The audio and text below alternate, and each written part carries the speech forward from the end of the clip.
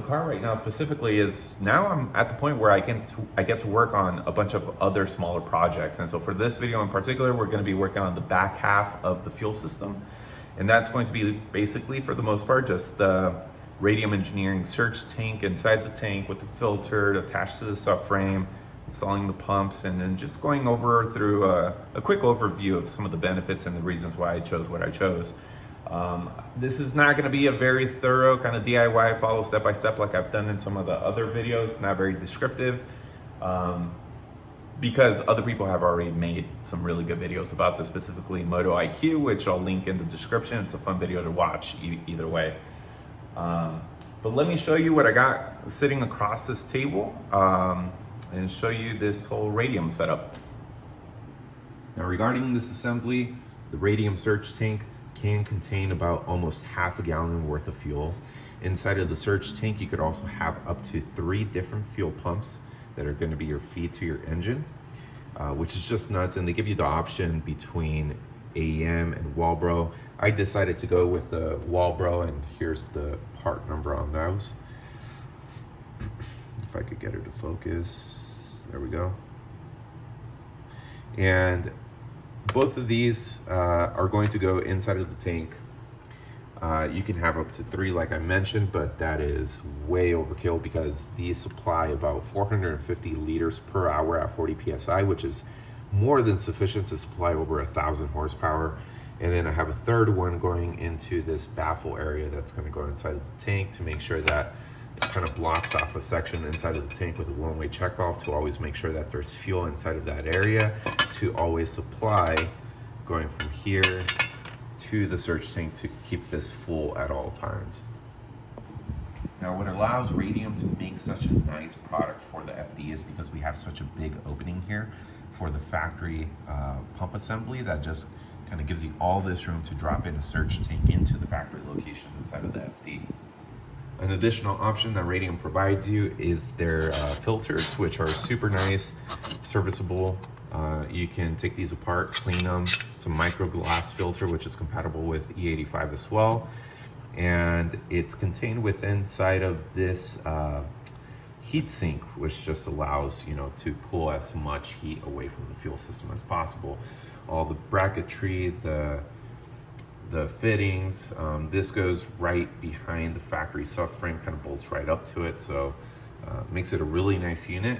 And everything is contained inside of this kit to make it as DIY as possible with all the instructions, the fittings, the hardware, the hoses. There's also another box of the hoses that roam from the surge tank to the engine, and then all the instructions in color, step by step. There's no detail missed here whatsoever. Moto IQ has a really awesome video, like I mentioned, that you should check out if you want some more detailed instructions, but I'm just going to start putting this together. So check out how cool this design is, because normally you would have from the hanger to the pump, you'd have like a 3/8 inch rubber hose, something of that sort. But you actually use these adapters, which cause 0 leaks, 0 points of failure. It's really cool. I'm in the middle of putting on the second one. So you have this, I don't want to drop it because it takes some finagling to get this together. So you have this fitting right here, or this, I don't even know what you would call that. You slide that over the pump outlet right here. You put in some of those retaining clips on the first barb. Let's see if you could get a better view. And then after that, you put on, so you could see it better there actually. And then after that, you put on an O-ring, which you would lubricate with some petroleum-based lubricant. And then after that, you put on this fitting, tying it together with these screws, as you can see kind of there. And then it would be a dash, I think this is a -6 into, or orb fitting into the actual hanger itself. So really cool. So here's the final setup. Both pumps in, some bracing, the bottom filter pickup screen. It's honestly really nice. Doesn't use some of that like factory nylon stuff that comes with the pumps. Everything is AN and orb fittings, so no chance of leaking. Super nice setup. All right, all the table work for the most part is finished. Now, in my case, I'm going to drop the gas tank on the FD, which is completely unnecessary to install this kit. But in my case, I just want to go ahead and clean everything up. I've already gone through the process of kind of tearing apart this whole car, so why not drop the tank? I think I decided to just leave the gas tank where it's at. There's really no need to drop it whatsoever. Without an exhaust or any plastics in the way, I'm just gonna clean this area by hand with a brush. It's not a big deal. Hopefully it doesn't overflow. I don't remember where the gas level was at last time I parked it, so good chance it might overflow. Kind of ready here. Hopefully that's the last one, because I'm already running out of containers. I've got about maybe 2.5 gallons left. Still going pretty strong. Apparently this tank was pretty much full. All right, made a mess. Look at it nice and clean.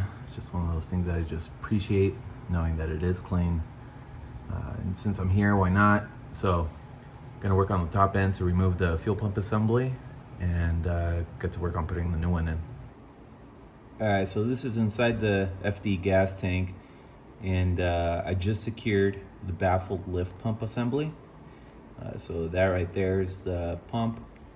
It's gonna go ahead and connect to this hose and electrical connector for the surge tank, which I've already put the OEM fuel level sensor. So that's on there, and we're gonna drop this in next. All right, so it was actually really frustrating getting that in, so I dropped the tank. You know, it was like 6 bolts, it took like 10 minutes. Yeah, just go ahead and drop the tank. If you're gonna do this, it's like 6 bolts. You have 2 on each strap, holding the tank up to the chassis, and then you have 2 on the fill neck. You don't need to take any of the piping or whatever else off. It's so easy. Literally, if I would have done this from the beginning, I would have saved myself probably an hour, 2 hours worth of just like scrubbing carefully, making sure, you know, when I'm under the car, it's not gonna spray everywhere and I'm not making a mess on the floor. It weighs like 20 pounds. Just go ahead and take it off. Take it outside to, you know, spray it off with the hose, scrub it really aggressively. You'll be able to get it done in 5 minutes, and then put it back in like another 5 minutes. All right, done. Okay, so we got the fuel filter mounted in the housing on the subframe. It just has a single M8 bolt. That's how the kit comes. It goes through an existing hole in the subframe, kind of like that one right there. Nice and snug. It's not gonna go anywhere. I'm not gonna do fuel lines to the engine quite just yet, because I still need to do some work inside the engine bay and actually pull the motor back out, do some other stuff. That's gonna be another video. But the point is, I wanted to get this set up so that way I do have my point of reference when I am creating my fuel lines. And then on the top side,